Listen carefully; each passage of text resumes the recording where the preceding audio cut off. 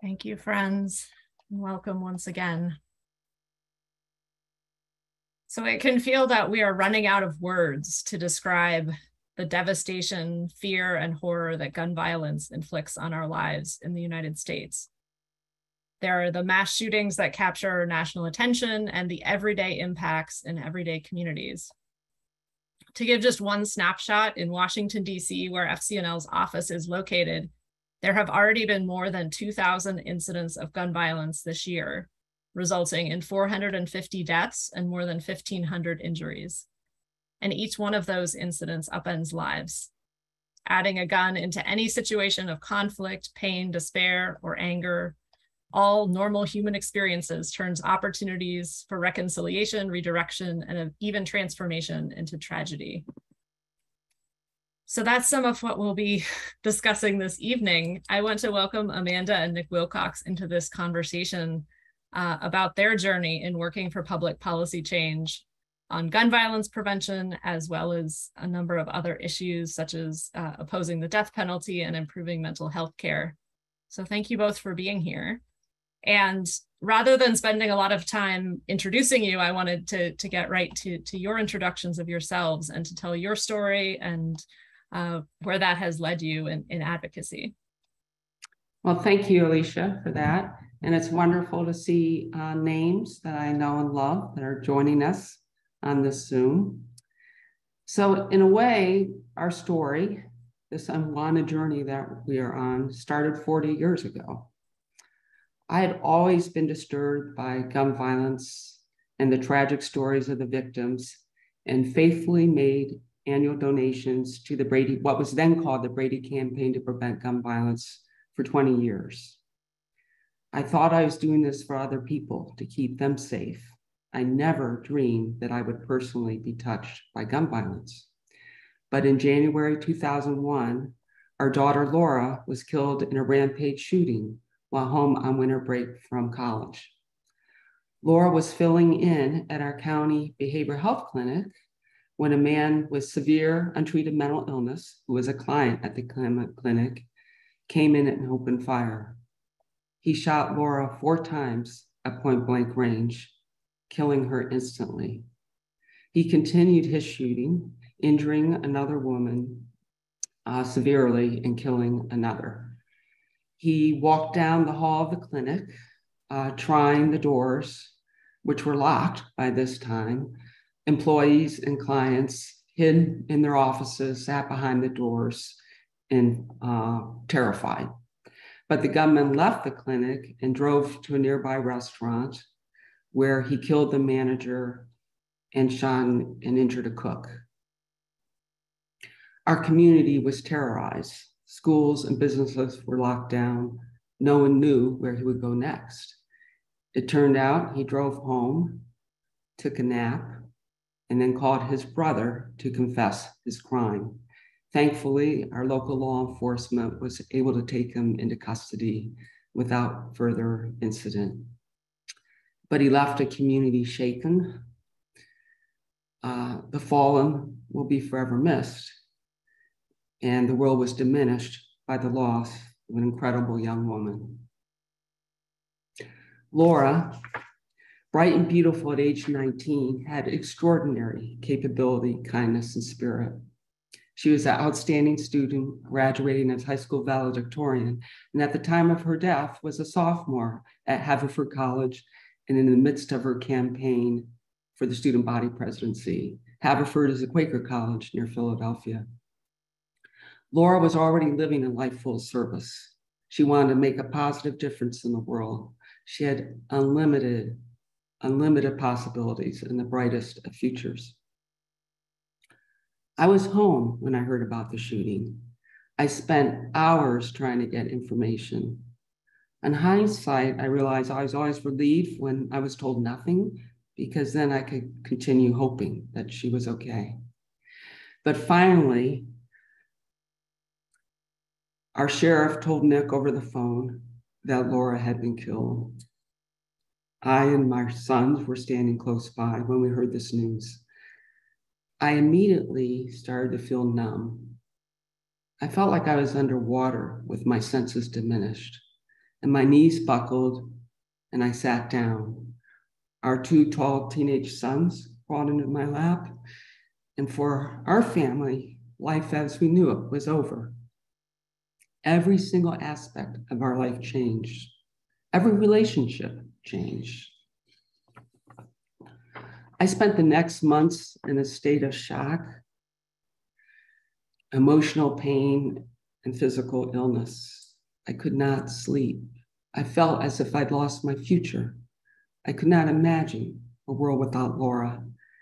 Had it not been for our sons, I would not have found a reason to continue. Time, of course, has softened the pain and trauma, but it will always remain. I came to realize that just as every crime has a different set or its own set of circumstances, each victim is unique, bringing to the experience a particular history, set of coping skills, and relationships. For me, I found I needed to find meaning again. I needed to somehow regain control of my life. I needed empowerment. I could not control what happened to Laura, but I could control how I responded. I could keep my values, and I could work for change in Laura's name. Nick and I found that Laura's story gave us a voice to affect change. We learned that we could make a difference in a world that to us seemed to have gone awry.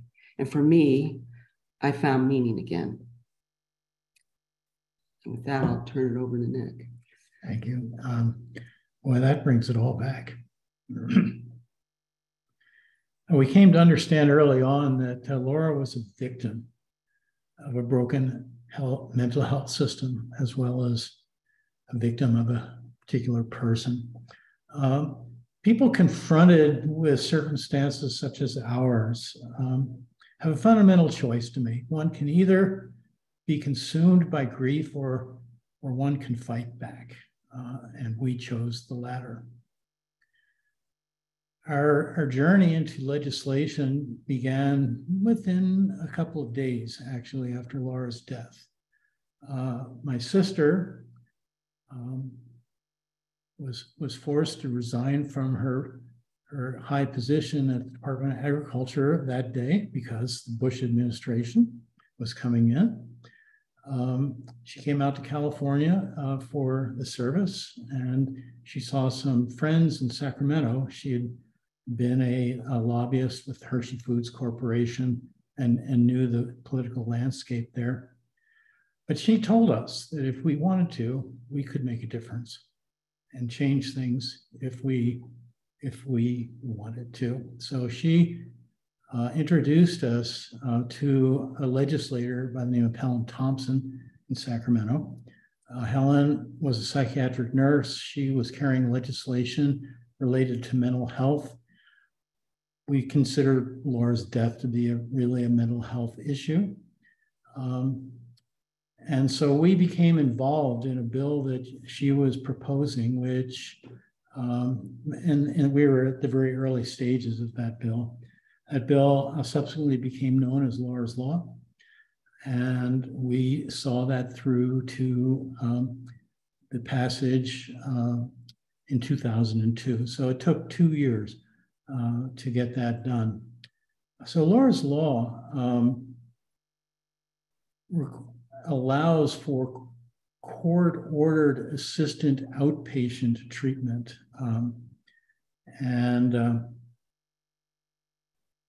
It was controversial at the time. Interestingly, the Quaker lobby in Sacramento was uncomfortable with the idea, and we were opposed by many. It was seen by many as an infringement on civil rights.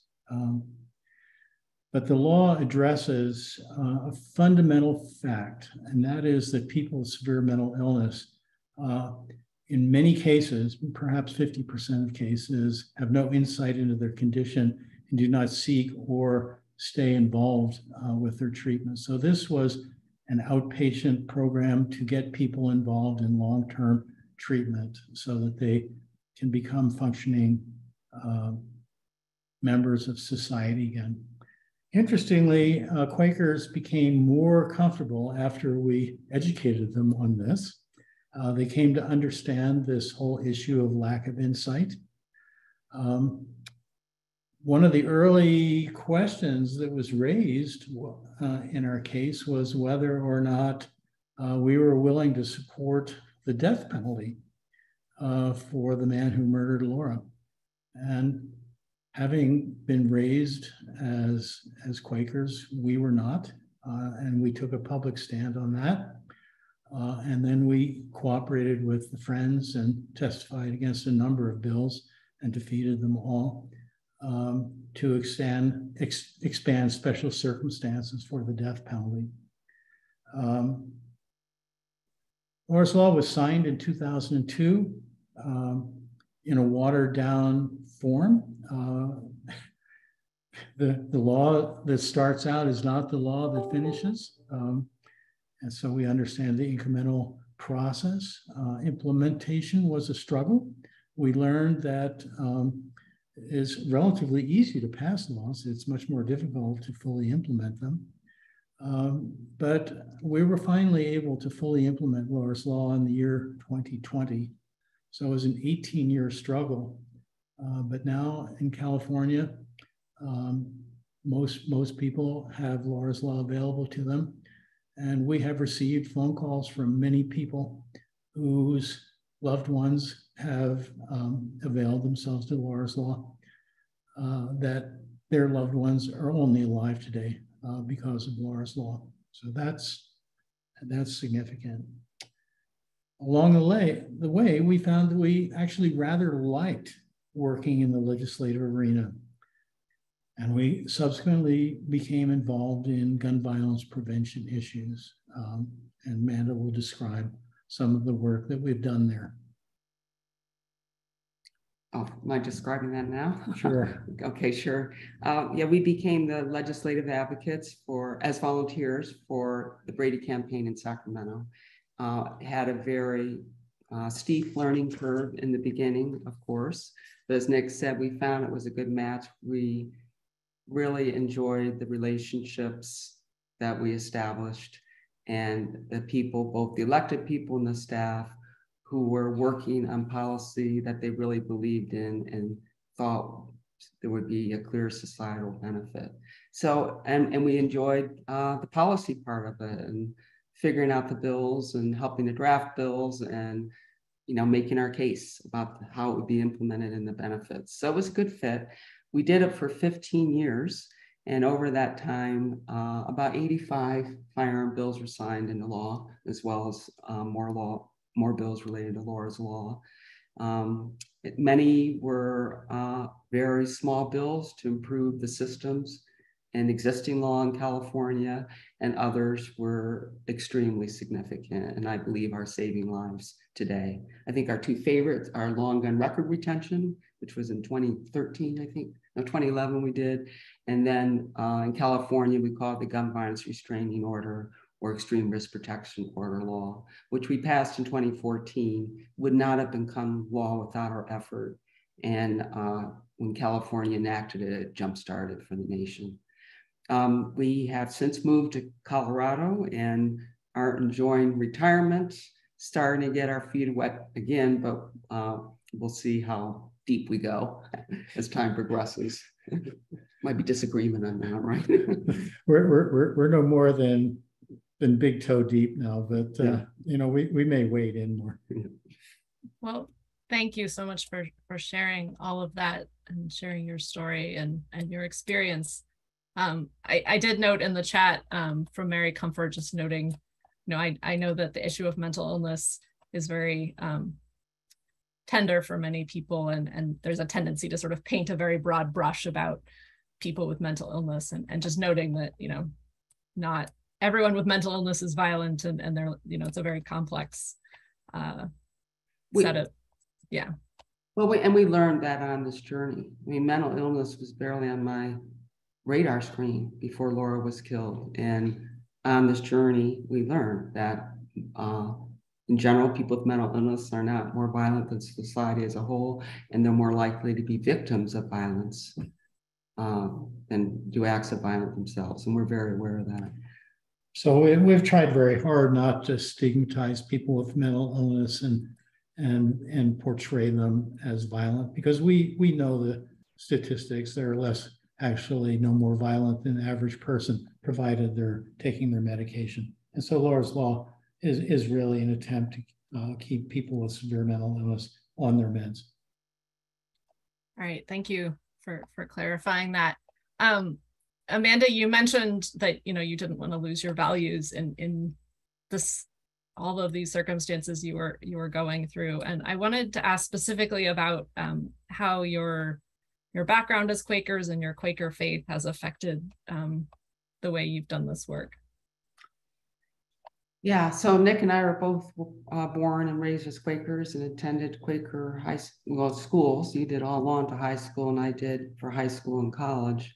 And then we lived in Northern California and attended somewhat irregularly the Grass Valley Friends meeting. But I think, I was thinking about this, and I think where our Quaker values really rose to the surface, or the Quaker way, as I call it, was how we engaged on this issue locally.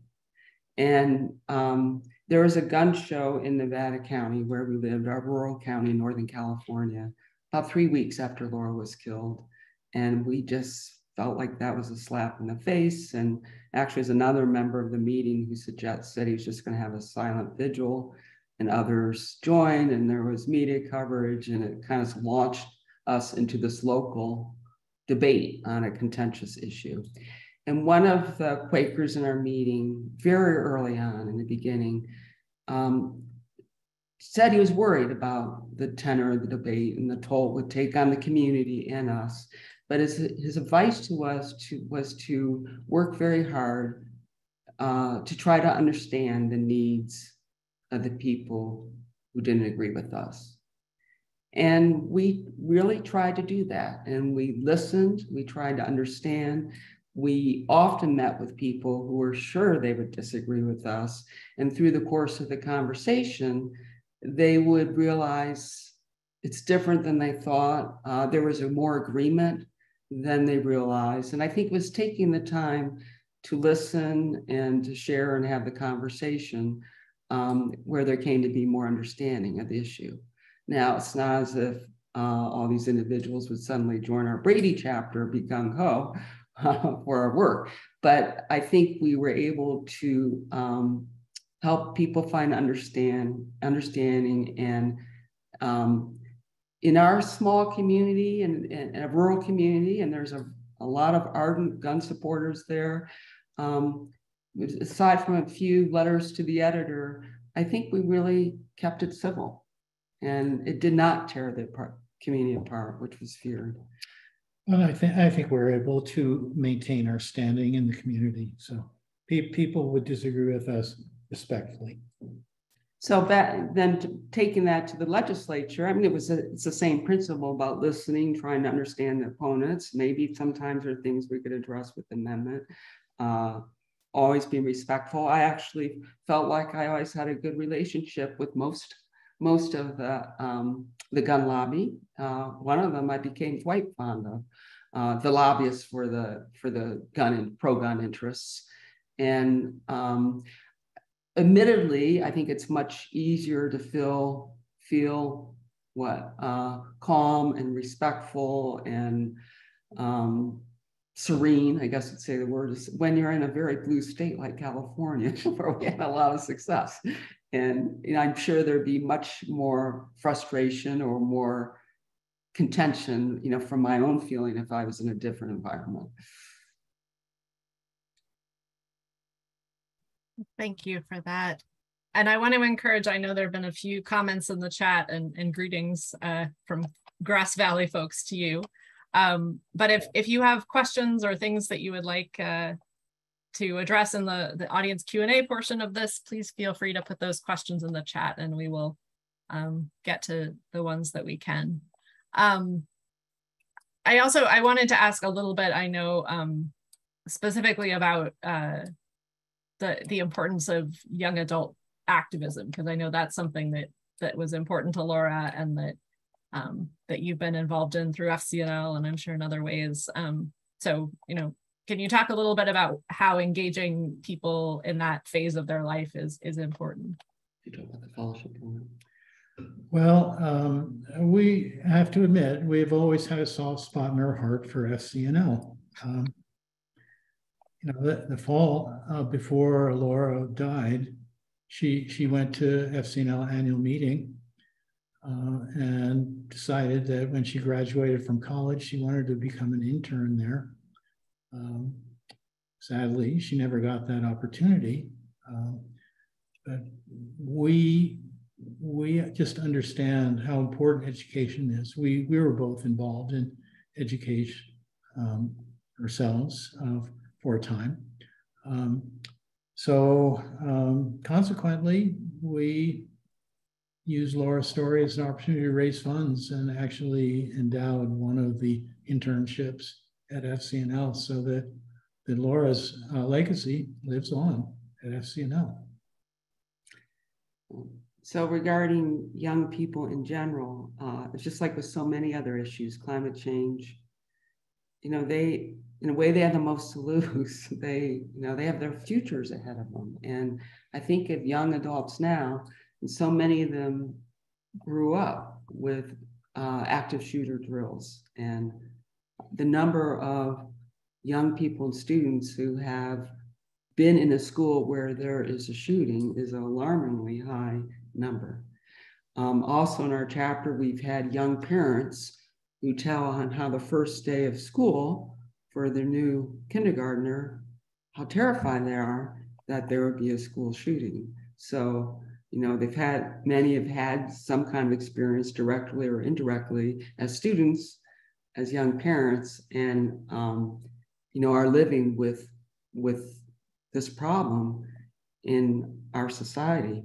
We can talk about later about whether it's getting better or worse. I think actually it's kind of doing both at the same time. But we all have a lot at stake with this, but the young people do particularly. One of the few things we've done in Colorado is we connected with the March for Our Lives group, which did a rally in Denver after the Buffalo and Uvalde shootings. So these were 13 to 17-year-olds, and they were amazing. Their speeches were great. They planned a really impactful event. Already are knee-deep in policy issues and getting more organized with Brady. Team Enough is their youth program in Denver area. And it's really exciting for me to see younger people getting involved.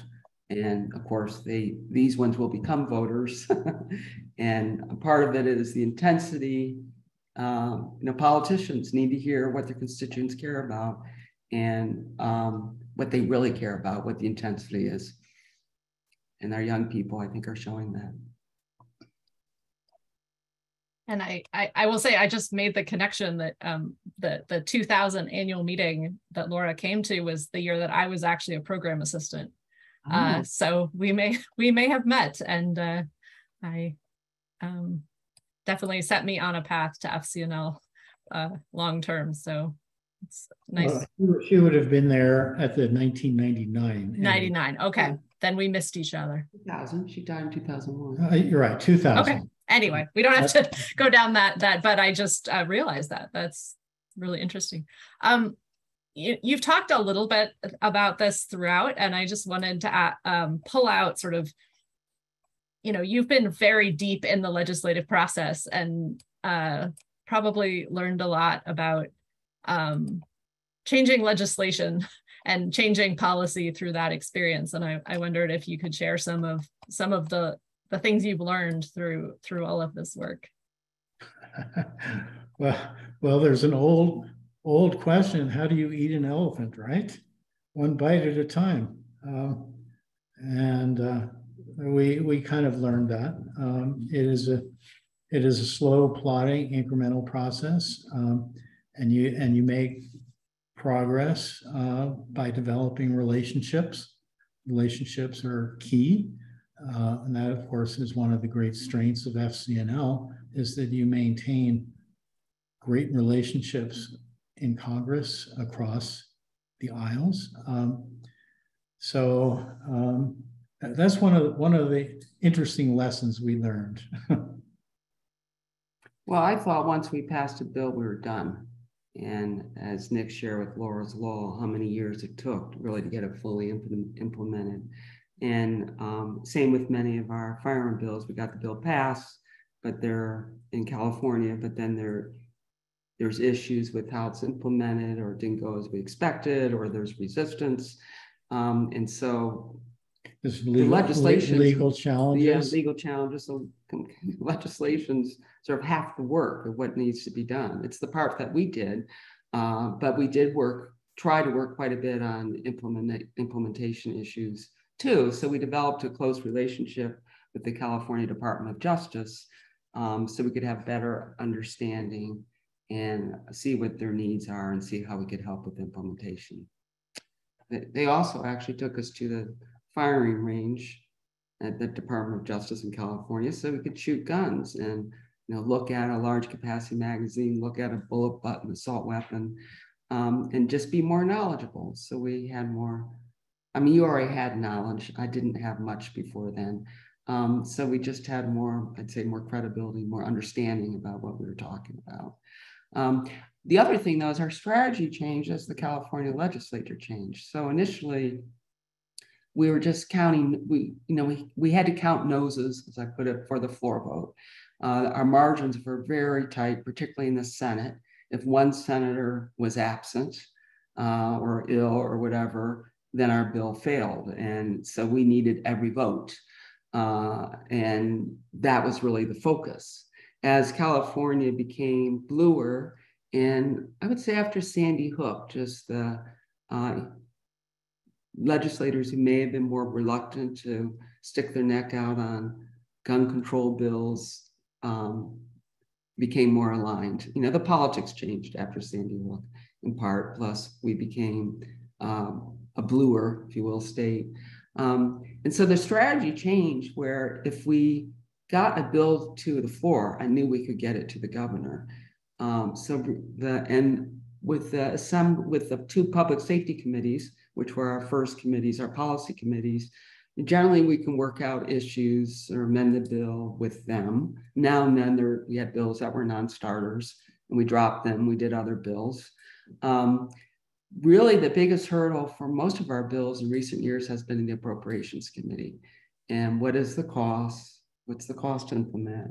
It turns, as we learned also, Appropriations Committee, where they essentially vote on all the bills one day, kind of a roll call vote. It's not very personal. That's the easy way to kill bills that actually have broad public support, certainly, or where the governor doesn't want the bill on their desk. So the Appropriations Committee in recent years has been more of our focus and hurdle. And then, of course, it depended on the governor. Jerry Brown was more libertarian on the issue. He signed some very good, significant bills and vetoed many good bills. And Gavin Newsom, of course, is very aligned. And really, I'm sad to leave California while he's still governor. It was great to work with, but so be it. But so we had to adjust and adapt as the legislature changed. All right. Well, I will ask one more question, and then I know we've got some questions coming in the chat that I will offer to you. But I wanted to ask, something that stands out for me in this conversation is, yes, you're working for a piece of legislation or on an issue, but you're really focused on these systemic changes on, what is really going to change this circumstance that has led to these situations. So I wanted to ask sort of where you see the need for that now. What are you thinking about? Where are you focusing on? And where do you see the root causes of gun violence showing up now? Yeah, and the gun violence prevention movement has changed in that regard. For years it was focused on policy, on gun laws, and what we call the supply side of the gun violence problem. How do people get guns? how can we control the sale of guns? How can we regulate gun dealers? That's been the focus in the past. And the shift probably started about 5 years ago, was looking more at the demand side. Why do people want to buy guns? Why is there's need? And particularly in the urban communities and communities of color, why is there this huge demand for guns? And most of them are illegal guns, which gets back to the supply side. But what can we do to disrupt that demand and the prevalence of gun violence in those communities? And, if you look at the gun violence problem, was about 2/3 of gun deaths every year are suicide. And it's actually, in the past, we used to say it was an old white guy problem in rural areas. Sadly, we're seeing this, it tick up everywhere. During the pandemic, it did with a lot of middle-aged people and with our youth.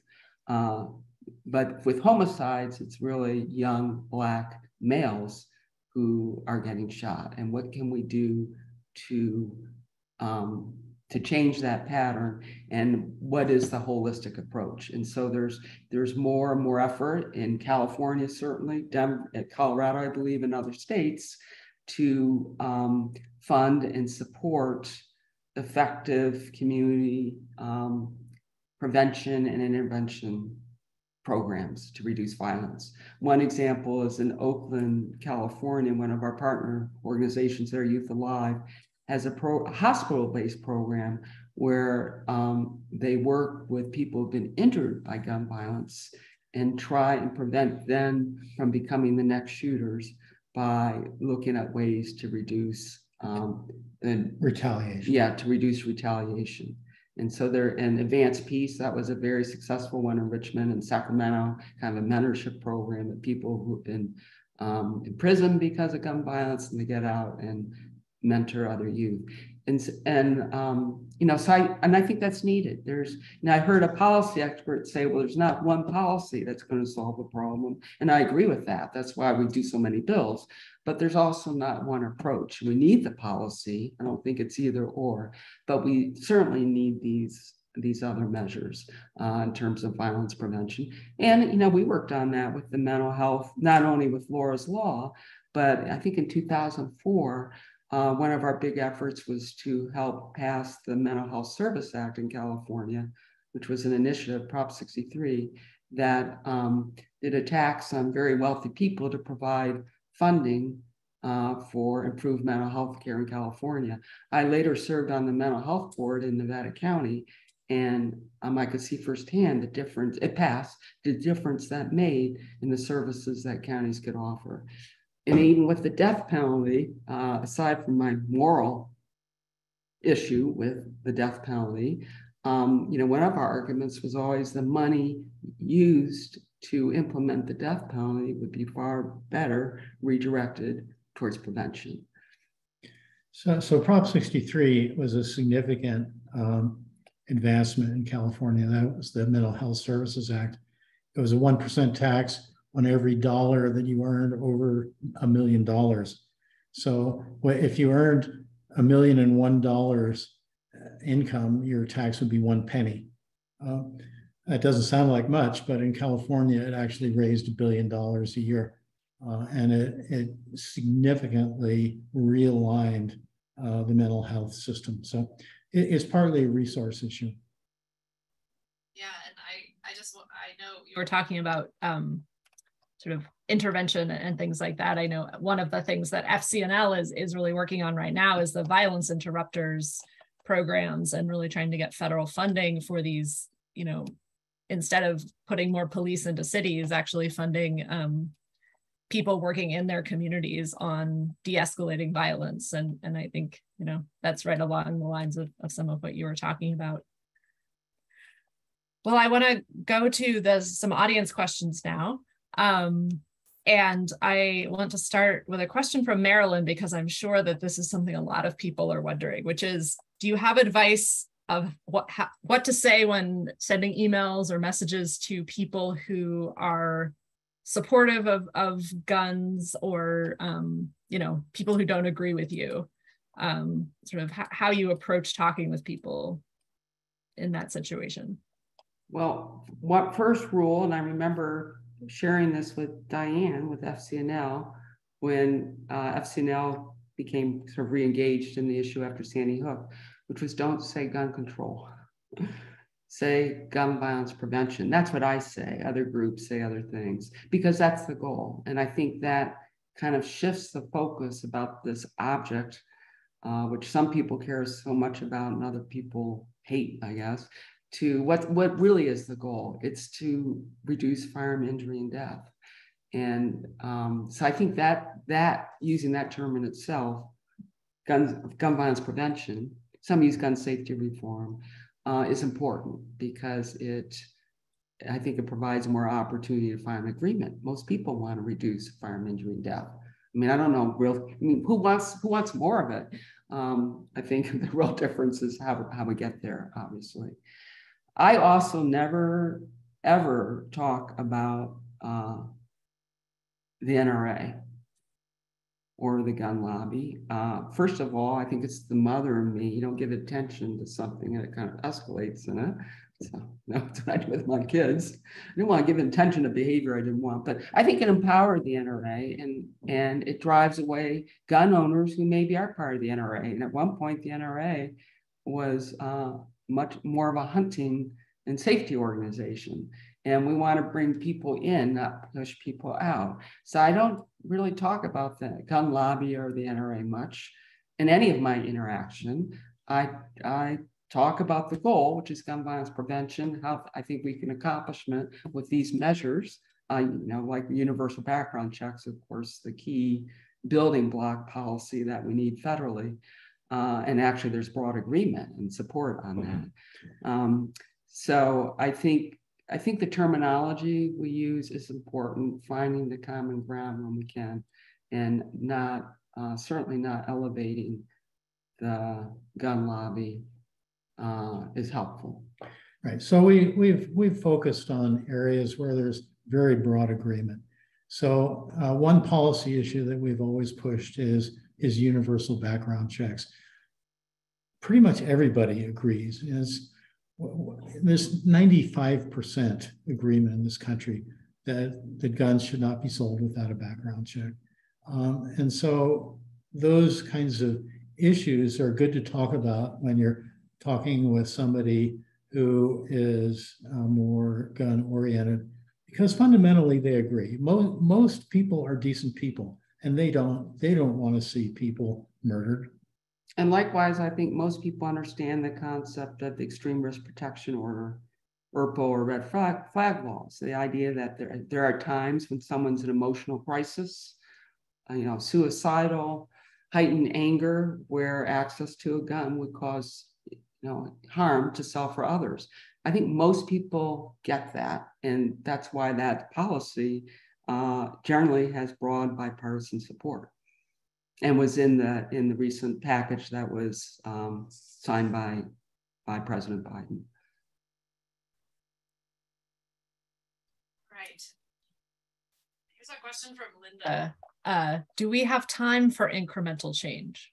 I think this is something that certainly FCNL talks about a lot internally, and Quakers think about. But what are your thoughts on that? Well, do we have a choice?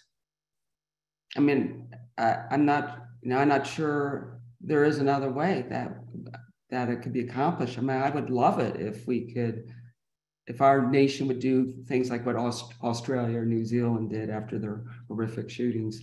I just don't see that happening. So we don't have time. I mean, there'll be lives lost along the way. I know that, and it's tragic. But that doesn't mean we don't try and accomplish what we can. But the incremental approach is actually a powerful approach. Maybe this is the time to introduce some of the statistics. And you could ask the question, are you discouraged? And the answer is no, because in California, over the last 30 years, we've reduced gun deaths by 50%, whereas in the nation as a whole, with less stringent gun laws, it's more like 3%. And so the incremental approach actually does work over time. It's just hard to see, and it's frustrating because you can never prove what you've prevented.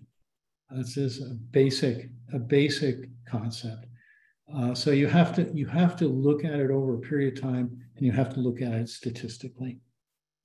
Well, and there's, more and more studies are coming out that states with strong gun laws have fewer gun deaths. So the data's there, and there is more funding now for firearm violence research, and that gives me hope. And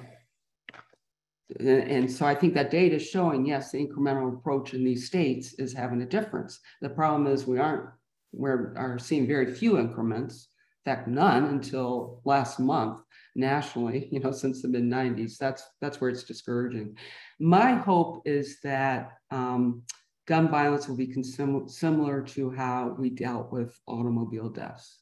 And back in the 1950s, the auto industry said, cars don't kill people, people kill people. And that refrain sounds pretty familiar in terms of guns, but researchers and physicians kind of led the change in thought and realized that through research that we can make the product safer, we can control drivers more, make the environment safer. And so we do have safer cars. All kinds of things have been done to cars to make them safer. Right. Drivers, you say if you have repeat DUIs, you lose your license. Signage, lighting, all those things with roads are safer. And the reduction in vehicle and passenger death per vehicle mile is one of the great success stories of the last century. Yet we didn't ban cars. Yeah. So we can do that same approach, I believe, with firearms. Right. So another way to say it is that gun violence needs to be viewed as a public health problem, just like automobile deaths were, and it needs to be approached in that vein.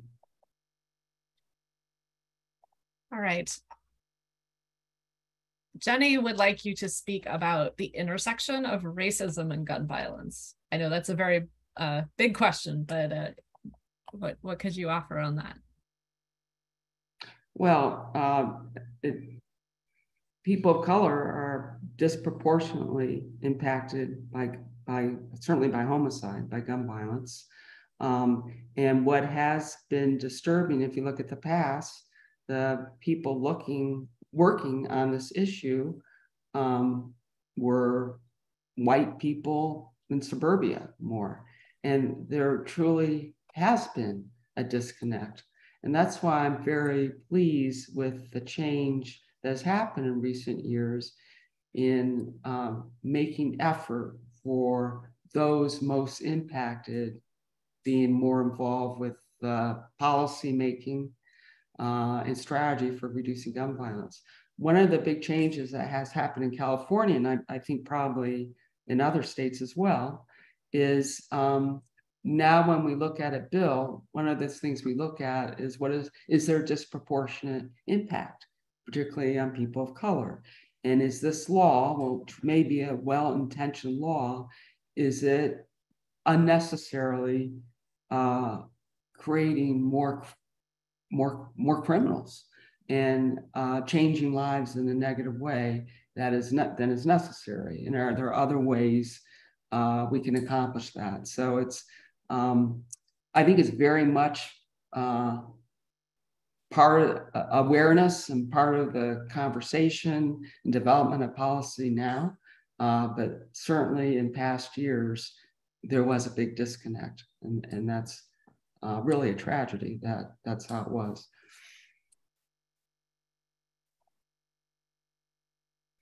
All right. I think one more audience question, and then we'll start wrapping up. But there was a little conversation in the chat about sort of all of the different organizations working on this issue and trying to make change. And I don't want to ask you to speak to any specific organization necessarily, but sort of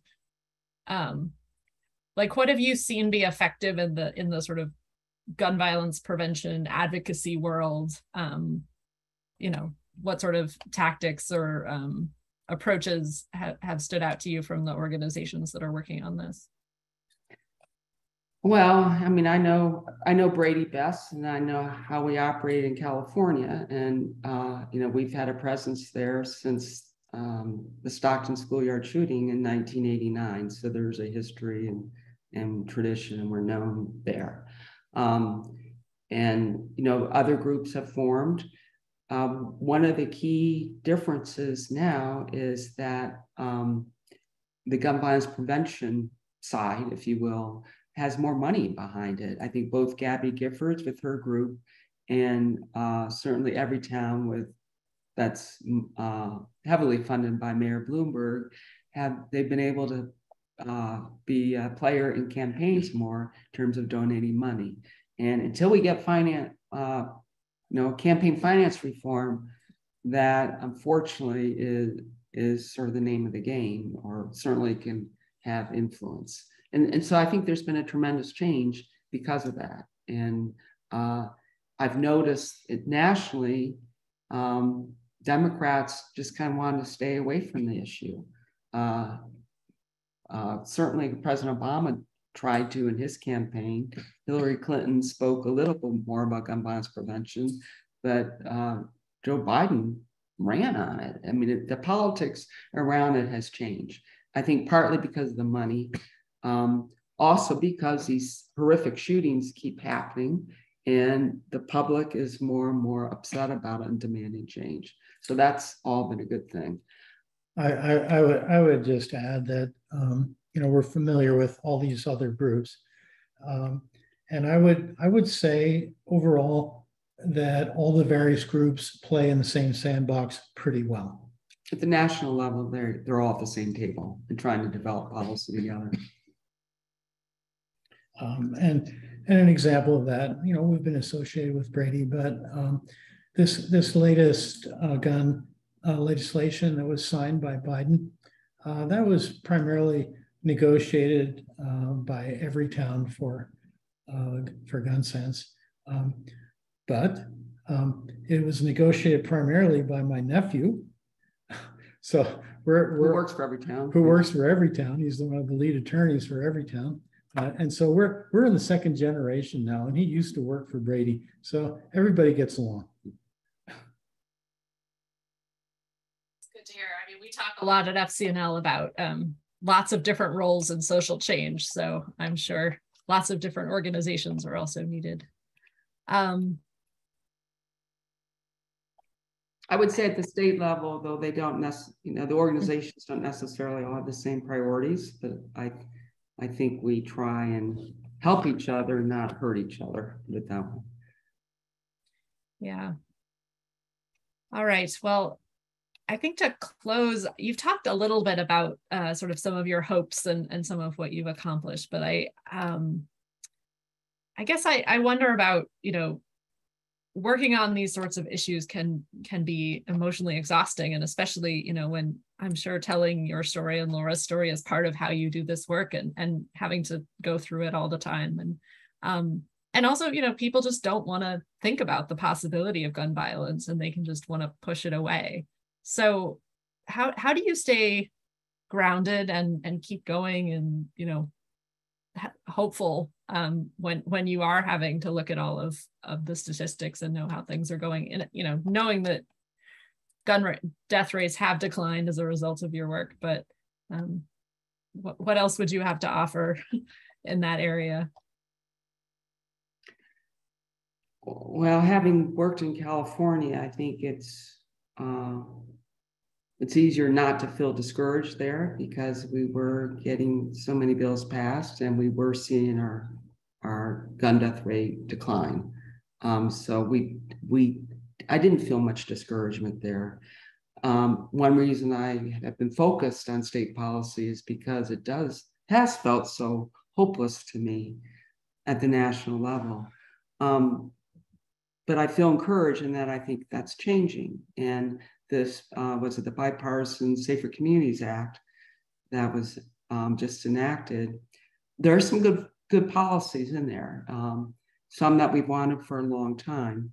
But I think what's really significant is that Congress felt the pressure that they had to do something. And maybe it's the first crack in the dam or the first log out of the log jam that more will follow. That gives me hope. Well, the gun lobby now refers to us, not them. So, yeah.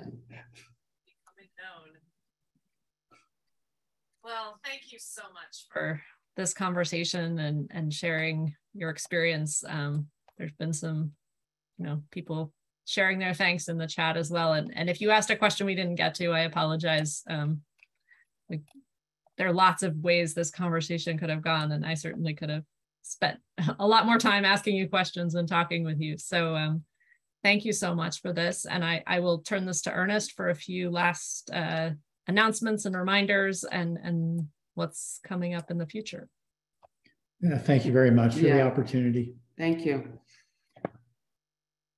Before we conclude our event for this evening, I want to share a few things with you all. One way that FCNL is advocating to stem the tide of gun violence in the US is by working for investment in programs that interrupt violence in communities across the country. We'll share in the chat some more information about this work and an action alert to write to Congress in support of these programs. We're taking a break from Quaker Changemaker events in August, but we'll be back in September. Watch your email for an announcement for our next event coming soon. Thank you all so much for joining this Changemaker event, this Quaker Changemaker event. And thank you to our panelists, Nick and Amanda.